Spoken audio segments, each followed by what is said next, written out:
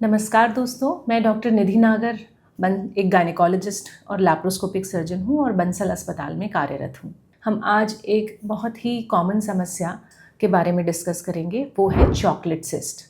जैसा कि मैंने अपने पिछले एंडोमेट्रियोसिस वाले वीडियो में बताया था कि एंडोमेट्रियोसिस कई प्रकार की हो सकती है, उसी में से एक प्रकार है चॉकलेट सिस्ट का। तो आइए जानते हैं चॉकलेट सिस्ट है क्या, इसके लक्षण क्या हैं, इसको हम कैसे डायग्नोस कर सकते हैं और इसको हम कैसे ट्रीट कर सकते हैं। तो जैसा कि मैंने अपने पिछले वीडियो में बताया था एंडोमेट्रियोसिस के बारे में, तो चॉकलेट सिस्ट एक प्रकार का एंडोमेट्रियोटिक वेरिएंट है। इसमें नॉर्मल जो एंडोमेट्रियल टिश्यू होता है, जो कि जैसे मैंने बताया था कि गर्भाशय के अंदर की जो परत जिसको हम एंडोमेट्रियल लाइनिंग बोलते हैं, अगर ये एंडोमेट्रियल टिश्यू ओवरी के अंदर चला जाए और वहाँ पर एक्टिव हो जाए तो चॉकलेट सिस्ट का निर्माण होता है। माहवारी के समय जब हार्मोनल इन्फ्लुएंस में जब एंडोमेट्रियम बढ़ती है, उसकी बढ़त होती है, तो ये एंडोमेट्रियल टिश्यू जो ओवरी के अंदर है ये भी बढ़ेगा। जैसे माहवारी के समय ब्लड लॉस होता है, एंडोमेट्रियम शेड ऑफ होती है, इसमें भी ब्लीडिंग होती है। तो इस ब्लीडिंग को कोई आउटफ्लो ट्रैक्ट नहीं मिलता है और ये ब्लड ओवरी के अंदर धीरे धीरे हर माहवारी साइकिल के साथ में इकट्ठा होता जाता है और चॉकलेट सिस्ट का निर्माण होता है।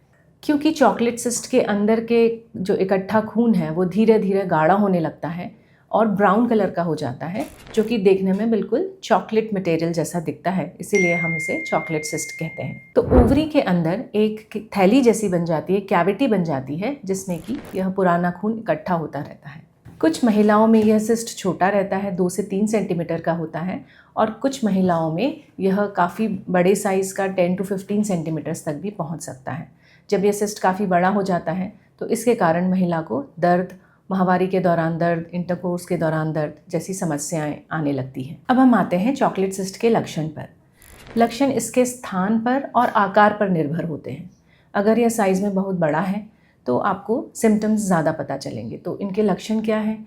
जैसे अनियमित माहवारी, माहवारी के दौरान अत्यधिक दर्द होना, पेट के निचले हिस्से में हमेशा दर्द बना रहना, जिसे हम क्रॉनिक पेल्विक पेन कहते हैं, हमेशा पेट का फूला रहना, ब्लोटेड फील करना, ये आमतौर पर इसके लक्षण होते हैं। इनफर्टिलिटी भी इसका एक प्रमुख लक्षण है। अक्सर महिलाएं इन लक्षणों को नॉर्मल माहवारी का दर्द समझकर इग्नोर करती हैं, मगर अगर यह दर्द आपका बढ़ता जाता है और हर पीरियड्स के साथ यह दर्द बढ़ रहा है तो आपको तुरंत अपने डॉक्टर से सलाह लेनी चाहिए। अब आते हैं हम इसके डायग्नोसिस पर। डायग्नोसिस को करने के लिए सबसे पहले डॉक्टर आपकी पूरी हिस्ट्री लेते हैं और आपको ट्रांसवजाइनल सोनोग्राफी, जो एक प्रकार की इंटरनल सोनोग्राफी है, वो एडवाइस करते हैं। ट्रांसवजाइनल सोनोग्राफी में हम 70 से 80% चॉकलेट सिस्ट को डायग्नोस कर पाते हैं, क्योंकि इसकी एक खास अपीयरेंस होती है जिसको ग्राउंड ग्लास अपीयरेंस कहते हैं, उससे हम पता लगा सकते हैं। फिर एडवांस डायग्नोसिस में हम MRI पर जाते हैं, जिसमें कि 90 से 95% ऑफ द टाइम्स हम चॉकलेट सिस्ट को डायग्नोस कर सकते हैं। और फिर सबसे पक्का तरीका है लैप्रोस्कोपी द्वारा।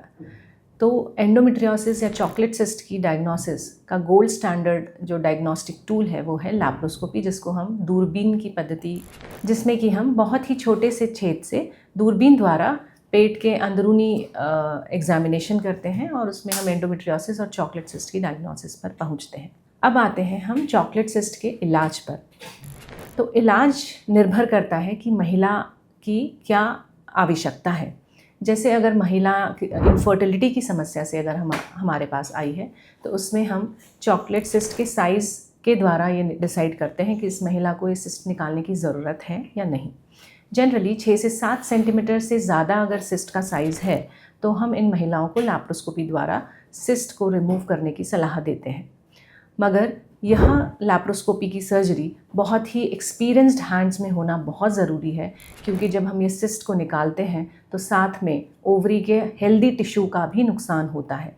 तो जब भी आप इनफर्टिलिटी की समस्या के लिए अगर आप लैप्रोस्कोपी की पद्धति द्वारा चॉकलेट सिस्ट को निकलवाना चाहते हैं तो एक एक्सपीरियंस लैप्रोस्कोपिक सर्जन के पास ही जाना ज़रूरी है ताकि आप अपनी हेल्दी ओवेरियन टिश्यू और आप अपनी अंडों की संख्या को बचा पाएँ।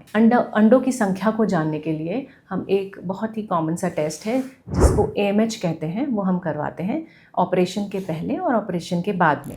दूसरा, जब अगर महिला का सिस्ट बहुत छोटा है 3 से 4 सेंटीमीटर का और अगर उसका दर्द ज़्यादा नहीं है, तब हम मेडिकल ट्रीटमेंट ऑप्शन पर जाते हैं। मेडिकल ट्रीटमेंट में होता है हार्मोनल ट्रीटमेंट, जिसमें कि हम कंबाइंड ओरल कॉन्ट्रासेप्टिव पिल्स जो गर्भ निरोधक गोलियां हैं उससे हम स्टार्ट करते हैं। जैसे कि गर्भ निरोधक गोलियों से ब्लीडिंग की मात्रा कम हो जाती है तो ये चॉकलेट सिस्ट का साइज़ धीरे धीरे कम होने लगता है।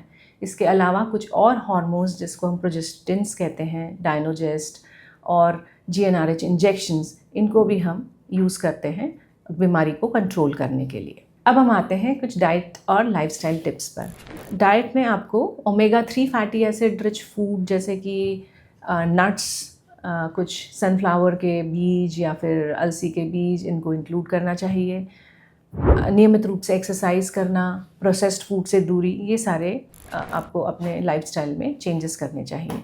अब मैं आपको एक मज़ेदार तथ्य बताती हूँ। चॉकलेट सिस्ट का नामकरण हुआ था दशक 1800 में, जबकि सर्जन्स ने ऑपरेशन के दौरान एक सिस्ट को देखा और उसके अंदर से भूरे कलर का पदार्थ निकला और उन्होंने तुरंत कहा कि it's look like a melted chocolate. तभी से इसका नामकरण हो गया चॉकलेट सिस्ट पर। मैं डॉक्टर निधि नागर ऐसे ही महिलाओं के स्वास्थ्य से रिलेटेड वीडियो लाती रहूँगी। अगर यह वीडियो आपको अच्छा लगे तो इसे लाइक करिए, सब्सक्राइब करिए और मेरे चैनल पर बने रहिए। धन्यवाद।